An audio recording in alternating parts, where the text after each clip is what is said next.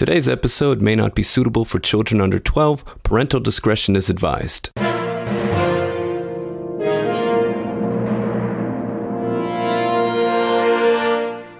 Welcome to the Story King podcast, where great stories are read, discussed, and given their due honor. I'm your host, John Carlo, and today we'll be talking about methods for writing longer stories.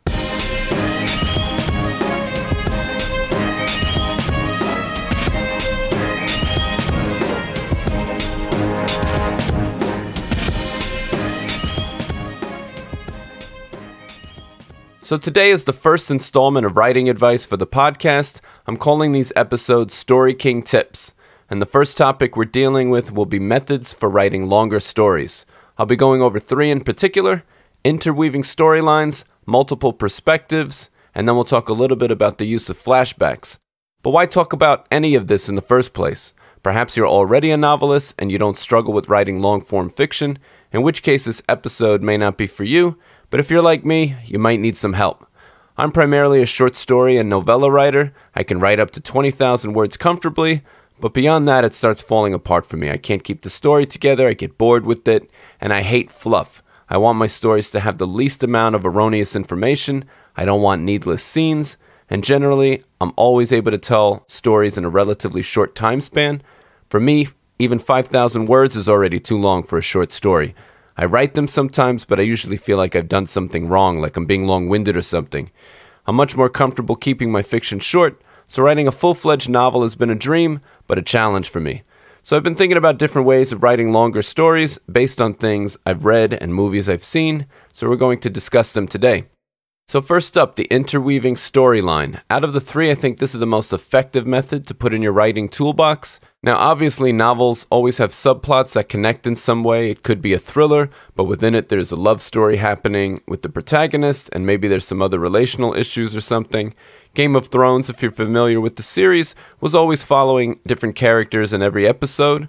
They, of course, connected at certain points and were related to one another, and generally building towards some climax. But what I mean specifically by interweaving storylines is when there's basically different narratives that connect in some odd way. So typically when you're watching a movie, for example, in the first 20 to 30 minutes, there's the setting and setup, what's normal for the character, a problem is introduced, internal or external. This is Act 1.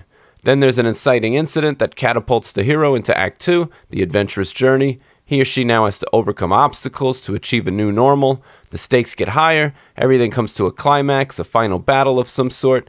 The hero defeats the antagonist and achieves the goal. Act 3 is the resolution, all the loose ends get tied up, new normal, the end. Generally a straight line from point A to B, right? But there's another type of storytelling I found really compelling lately, and that's when there are separate stories within a larger frame. I'm sure there are many other examples I could have chosen, but I want to talk about a particular movie I saw recently called Life Itself. Life Itself is a 2018 film. My wife and I went into it not knowing what to expect. We didn't read anything about it. We actually thought it was going to be a lighthearted chick flick, not the epic drama it ended up being. We were both pretty blown away by it, though. I really dug it, and they employ this interweaving storyline method brilliantly. By the way, there will be a lot of spoilers in this episode, so if you haven't seen any of the movies we're talking about, you may want to go and watch them first and come back to the podcast. That's your fair warning. Otherwise, here we go. So the movie Life Itself is basically broken up into 5 parts. It opens up with Samuel Jackson as the narrator, and he's telling the story of a guy talking to his therapist. Their session ends and the therapist leaves the office. She's in Manhattan. She's crossing the street and some guy, played by Oscar Isaac, sees the therapist and recognizes her and says something like, "I'm a big fan." She looks back at him in the middle of the street and smiles, and then she gets hit by a bus and killed. Samuel Jackson is there and sees the accident, and he's just like, "F it, I'm out." Then it cuts to a disheveled and disturbed Oscar Isaac sitting at a Starbucks finishing up writing the scene I just described. It's a screenplay he's typing out, and this goes with one of the overall themes of the film about the unreliable narrator, which we will learn turns out to be life itself, hence the title. So now the movie is being narrated by someone else, a female voice, but we don't know who just yet. We're now following Will Dempsey, Oscar Isaac's character, and he is on his way to see his therapist, the same one who got hit by a bus in a screenplay, by the way, to talk about his struggles with his wife leaving him. A lot of this part of the movie is told in flashbacks. We learn about how Will and Abby, his wife, met in college. We learn Will is a super passionate man, loves Abby with every ounce of his being. Abby is a Bob Dylan fan. Will and Abby get married. We see that Abby is pregnant in one of the flashbacks. We also flash back to Will crying at a restaurant table and pleading with Abby to come back to him. But all of this also turns out to be unreliable, as we soon learn that Abby did not leave Will, but instead was hit by a bus and killed, in the same way his fictional therapist in a screenplay was. Will and Abby are walking from his parents' house, they're crossing the street, and he tells her he knows what she wants to name their daughter, Dylan, by the way, and then the accident happens. Will runs to Abby in the middle of the street, and when he looks up, there's a little boy on the bus looking at this whole thing go down. Their eyes meet. This whole section of the movie ends with a whopper of a scene, and if you're listening to this podcast, again, I assume you already know, I warned you about spoilers. Will's therapist is trying to get him to stop making up this story about his wife leaving him and deal with the reality of her death and his trauma, because we also learn that the baby inside Abby survived the accident. But Will has not gone to see his baby, who is now staying at his parents' house. This is all too much for Will to deal with. He tells his therapist he doesn't want to be here anymore. She says it's mandated by the state for him to do these sessions. He pulls out a gun and blows his brains out right there in the therapist's office. Very shocking scene. My wife and I both jumped in our seats when it happened. Then the next section of the film follows little Dylan, their daughter who survived the accident. She's about 6 years old. She's being raised by her grandfather, Will's dad. The grandmother had already passed away, we learned. Fast forward, she's now 21. She's a troubled young girl. The grandfather is still alive, but obviously worried about Dylan, and he can't really handle her. She goes out to some club, performs with her band, gets into a little fight, and then she leaves the place and sits on some bench at a bus stop. She's imagining the accident that killed her mother. Then the little boy on the bus that killed her mom, the one at the front of the bus that saw the whole thing go down, asks Dylan if she's okay. This is all happening in her little imagination dream of the accident. The next section or chapter of the movie follows a seemingly unrelated story about the Gonzalez family. It takes place in Spain on an olive farm. One of the workers there, Javier Gonzalez, is doing well. He impresses his boss Vincent, played by Antonio Banderas. Vincent invites Javier to his office and tells him his story and about his parents and how he came into money and so forth. Javier gets a promotion, and Vincent invites him to live on the premises to oversee the land. Javier agrees, and he tells his girlfriend Isabel. We see the couple's deep and innocent romance. They marry and live on this property together and eventually have a son they name Rodrigo. Then the complication starts. Vincent, the boss, starts making frequent visits to Isabel when her husband Javier is working in the field. Javier comes in one day and sees this, and of course disapproves. Then Javier, Isabel, and Rodrigo take a vacation to New York. They're having a blast, and then they get on this bus, and Rodrigo is greeting everyone on the bus until he finally gets up to the driver and distracts him a little bit, which causes him to hit Abby, Will's wife. And now we learn the connection of this very different story and why it's in this movie. The boy that watched the accident at the front of the bus, the one that met eyes with Will, that we saw earlier in the film, is of course Javier's and Isabel's son Rodrigo. Seeing this accident obviously traumatizes Rodrigo. He gets frequent nightmares. It only gets worse as time goes on. The parents are having trouble dealing with it. They don't have any money for treatment, but they decide to ask Vincent, Javier's boss, to help them out. At this point, Javier can't deal with the fact that his boss can offer his wife and child what he cannot, and he decides to leave them and take a job in Madrid. Very sad part of the film because Javier really loves Isabel. Isabel really loves Javier. Vincent loves Isabel and her son Rodrigo, but Isabel doesn't quite feel the same way about Vincent. In fact, when Javier leaves, she tells Vincent clearly that she will never love him like she loves Javier. Vincent understands this and accepts it. Chapter 4 follows Rodrigo as a young adult. He goes to college in New York, starts dating a girl that really isn't right for him. Vincent is still with Isabel, but Isabel is dying, I think from cancer, if I remember correctly. The narrator lets us know that, as per Javier's request, Vincent has been sending him letters updating him about Isabel and Rodrigo for all these years. As a surprise, Vincent has Javier come and visit Isabel before she passes. And it's this beautiful moment with the three of them on her deathbed, Vincent on one side holding her hand, Javier on the other side holding her hand. No animosity, no unforgiveness, just love. Vincent calls Rodrigo in New York and lets him know his mother has passed. Distraught, Rodrigo decides to go for a run, and who does he come across but Dylan, Will and Abby's daughter, sitting at a bus stop crying where we last saw her in the film.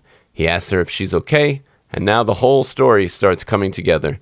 Dylan and Rodrigo become a couple, and we learn in Chapter 5, the final part of the movie, that the narrator is in fact their daughter, Elena Dempsey Gonzalez, and she's at a bookstore doing a reading of her book, Life Itself, detailing this entire story and everything that happened to her up until that point.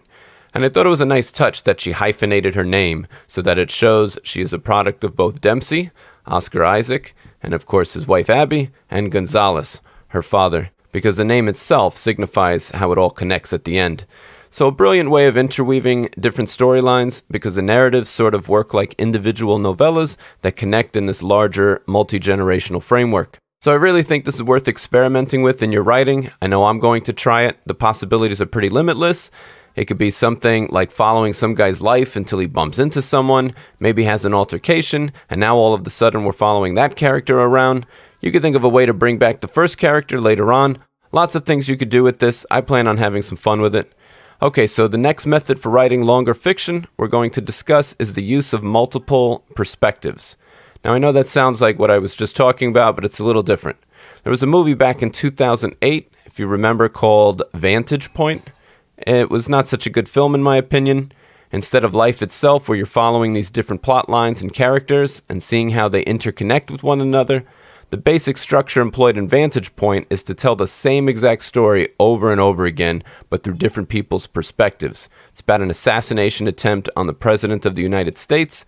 I did not like the film. It got redundant for me, but I do think it's a very interesting idea. I think it can work. What ruined it for me in this particular film is the setting and the events just repeating over and over again. So even though the perspective was changing from character to character, I found myself getting super bored with it. But this is definitely a way forward to consider. You just have to be creative with it. If you're trying to write a novel or some longer work, you may want to try this, get different characters to tell their side of the story. This way you have a few narratives automatically built into the very structure of the book.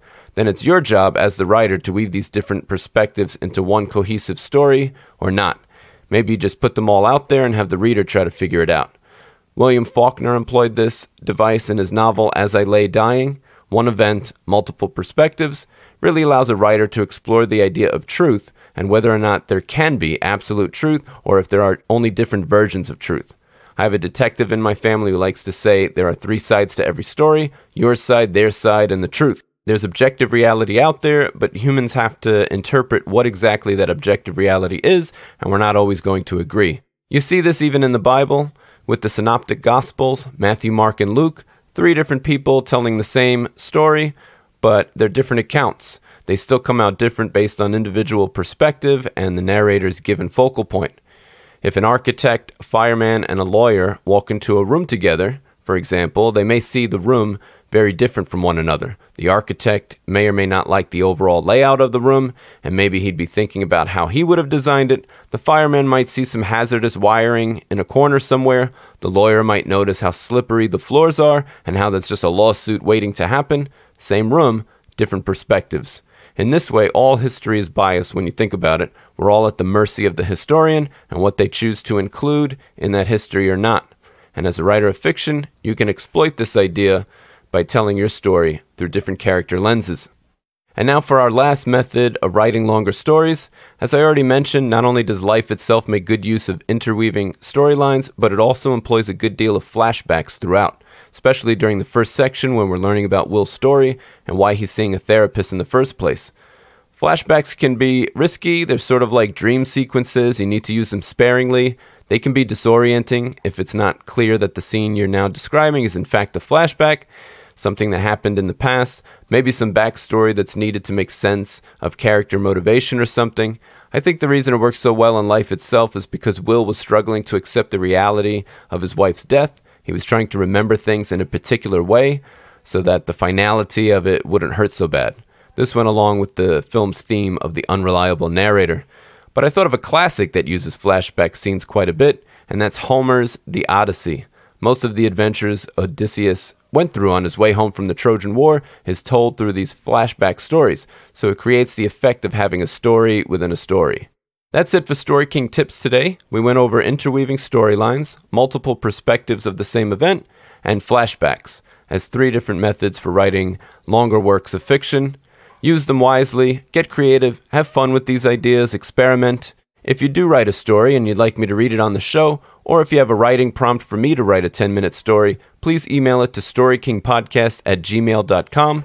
And if you'd like to be a part of what we're doing on The Story King, please consider becoming a patron. You can visit my page at www.patreon.com/TheStoryKing. The link will be in the show notes. If you're not familiar with Patreon, it's a very practical and tangible way to support your favorite content creators so they have the resources they need to continue producing more great content. I have 3 monthly subscription tiers you can choose from on Patreon, a $5, $10, and $20 option. All include receiving exclusive content, so be sure to check those out. Again, that's at www.patreon.com/TheStoryKing. Please follow us on YouTube, Facebook, and Twitter. The links are in the show notes. And if you enjoy the show, please subscribe and write a positive review on iTunes for me. I'd greatly appreciate it. Thank you for listening to the Story King podcast, where great stories are read, discussed, and given their due honor. Please join us next time. Until then.